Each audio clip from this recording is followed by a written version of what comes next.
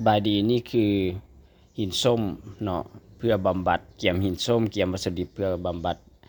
น้ำบาดาลที่ว่ามีกลิ่น จะมีหินส้มบดให้แลกเนาะบดให้แลกแล้วก็เกี่ยมผงปูนขาวเกี่ยมผงปูนขาวผงปูนขาวนี่สมบูรใช้มดถุงก็ได้เนาะใส่เครื่องถุงแล้วก็เกี่ยมน้ำเนี่ยเครื่องกุ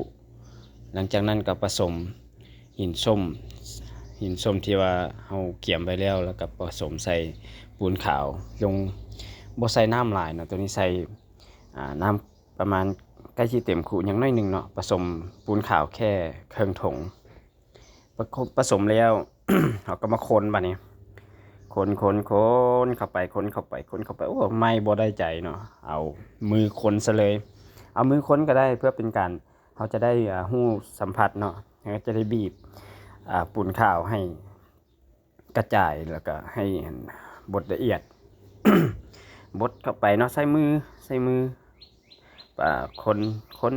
คนให้แหลกเพราะว่ามันจะมีหินสมน้ำแล้วก็มีปูนขาวน้ำมันจะเห็นให้เขาบ่เห็นในโยนในพื้นเขาก็ค้นเข้าไปเนาะค้นเข้าไปแล้วหลังจากนั้นเขาก็บ่เอาไปใส่ในบ่อเนาะตัวนี้จะเป็นภาพน้ำทางสีฟ้าคือน้ำที่ว่าเฮานั่นแล้วเนาะหลังจากเฮาใส่แล้ว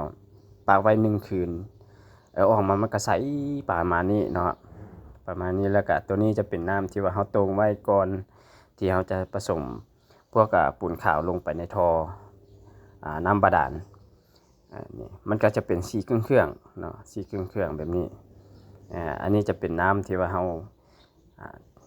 มาเบิ่งน้ำกันเนาะน้ำมันจะใสขนาดใดแบบนี้เลยพี่น้องแบบนี้เลย